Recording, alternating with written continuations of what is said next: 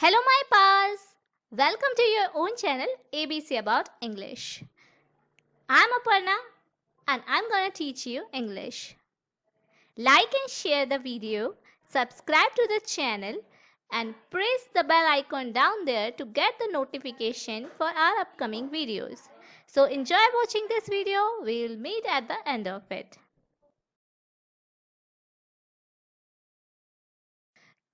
So today's time is a story time. ठीक है, आज से हम स्टार्ट करने वाले एक नई सीरीज जो कि है स्टोरीज की। हम नई और इंटरेस्टिंग और बहुत प्यारी स्टोरीज लाए हैं आप सभी के लिए फ्रेंड्स। और चलिए जानते हैं कि आज की स्टोरी क्या है। इसके थ्रू हम सीखेंगे इंग्लिश।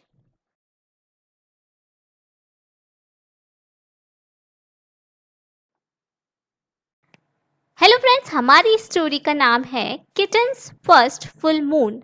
बिल्ली के बच्चे को किटन कहते हैं और उसने पहली बार जब पूर्णिमा का चांद देखा तो उसके ऊपर पूरी स्टोरी है। चलिए स्टार्ट करते हैं। It was kittens first full moon. वह बिल्ली के बच्चे का पहली पूर्णिमा थी। When she saw it, she thought. saw सी का सेकेंड फॉर्म है जिसका मतलब होता है देखना। थॉट थिंक की सेकेंड फॉर्म है जिसका मतलब होता है सोचना। जब उसने उसे देखा तो उसने सोचा There is a little bowl of milk in the sky कि आकाश में एक छोटा सा दूध का कटोरा है।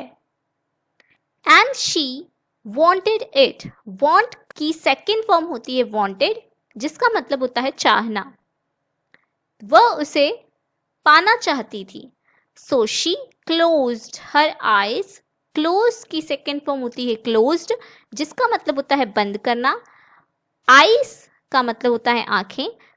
तो उसने क्या करा, उसने आंखें बंद कर ली। And stretched her neck. Stretch की सेकेंड फॉर्म होती है stretched मतलब बढ़ाना।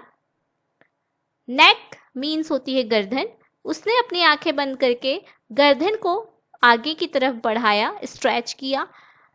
And opened her mouth and licked. Open की सेकेंड फॉर्म होती है ओपन्ड जिसका मतलब होता है खोलना और लिक की सेकेंड फॉर्म होती है लिक्ड जिसका मतलब होता है चाटना। तो उसने अपना जो मुंह है वो खोला और चाटने लगी। But kittens only ended up with a bug on her tongue. Bug का मतलब होता है कीड़ा, टंग मतलब जीभ या जबान। तो किटन को अपनी जीभ में कीड़े के सिवा कुछ नहीं प्राप्त हुआ, कुछ नहीं मिला। पुअर किटन, बेचारी बिल्ली की बच्ची। Still there was the little bowl of milk. अभी भी वहां पर एक दूध से भरा हुआ कटोरा था। जस्ट वेटिंग, उसके इंतजार में। वेट का आईएनजी फॉर्म है वेटिंग जिसका मतलब होता है राह देखना या रास्ता देखना। So she pulled herself together and wiggled her bottom and sprang from the top step of the porch.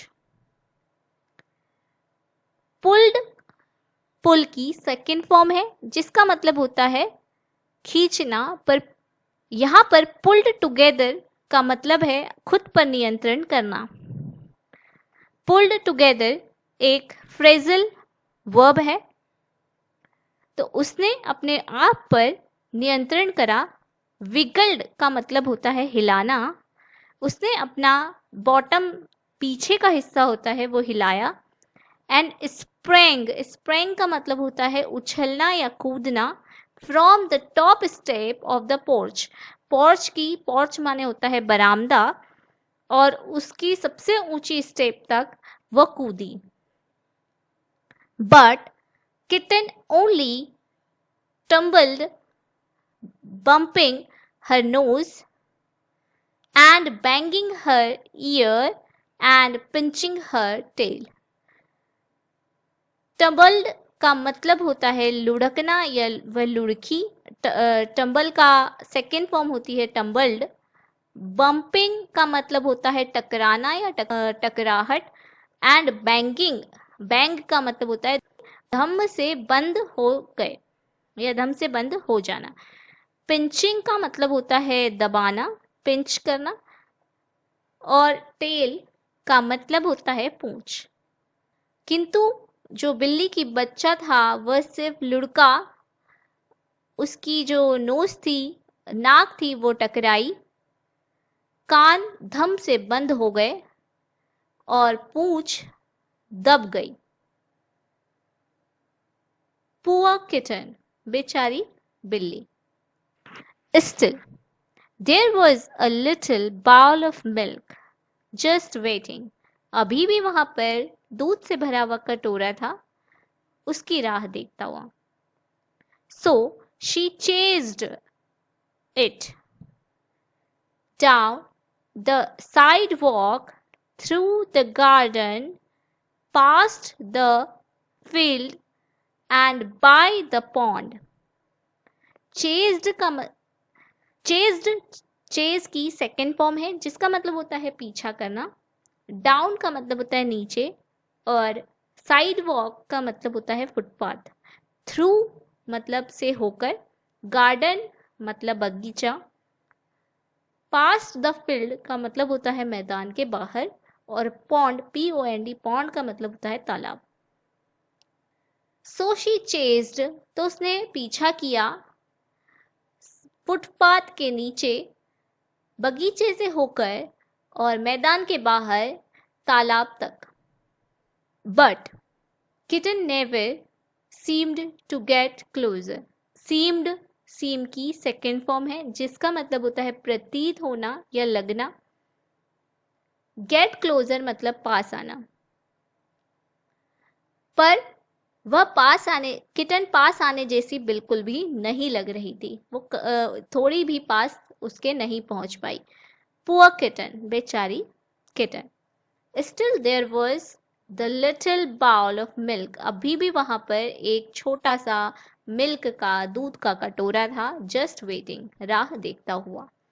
So she ran to the tallest tree she could find and she climbed and climbed and climbed to the very top. Ran, run की second form है जिसका मतलब होता है दौड़ना। Tallest tree का मतलब सबसे ज्यादा ऊंचा पेड़। फाइंड मतलब ढूंढना या पता लगाना। क्लाइम्ड का मतलब होता है चढ़ना, चढ़ाई करना। और टॉप का मतलब होता है सबसे ऊपर। तो वह सबसे ही ज्यादा ऊंचा जो पेड़ था उसकी ओर दौड़ी, जितना कि वो उस ढूंढ सकती थी। और वह चढ़ी और चढ़ी और चढ़ती गई सबसे ऊपर। But kitten still couldn't reach the bowl of milk. पर किटन अभी भी उस मिल्क के कटोरे तक नहीं पहुंच सकी। And now she was scared. Scared का मतलब होता है डरी हुई, डरना। पुअर किटन, बेचारी बिल्ली। वॉट कुड शी डू, वह क्या कर सकती थी।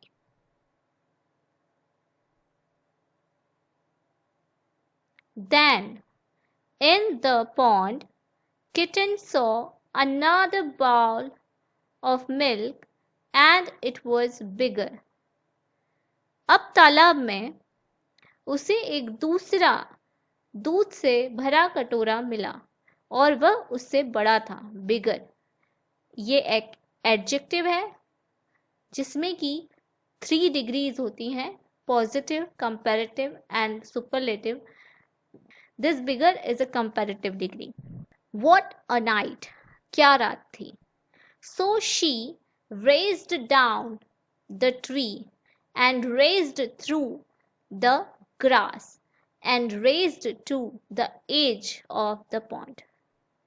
यहाँ पर देखिए एक raised down है, ये भी फ्रेजल वर्ब है। raised through भी फ्रेजल वर्ब है और रेज्ड टू भी फ्रेजल वर्ब है। वैसे तो रेस का मतलब होता है दौड़ना और रेज्ड यहाँ पर इसकी सेकंड फॉर्म है।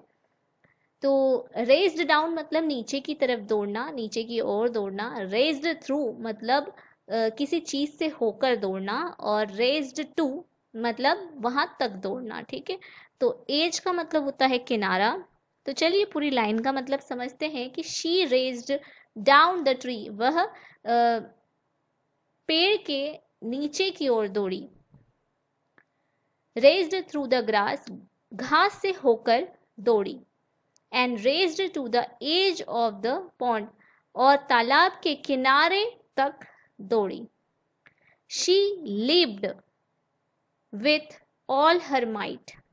लीप्ड, लीप की सेकेंड फॉर्म है जिसका मतलब होता है उछलना, लंबी उछाल मारना। माइट मतलब शक्ति, तो वो अपनी पूरी शक्ति से लंबी उछली।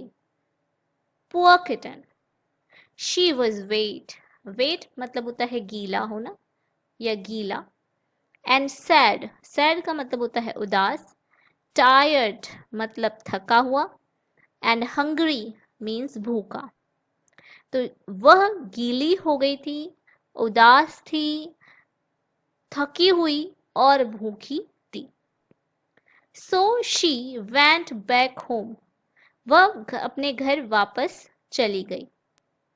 And there was a great big bowl of milk on the porch. Great मतलब बहुत बड़ा, वहां पर उसने देखा बहुत बड़ा मिल्क का कटोरा। पोर्च पर मतलब बरामदे में। जस्ट वेटिंग फॉर हर, उसके इंतजार में। लकी किटन, भाग्यशाली, लकी का मतलब होता है भाग्यशाली, किटन।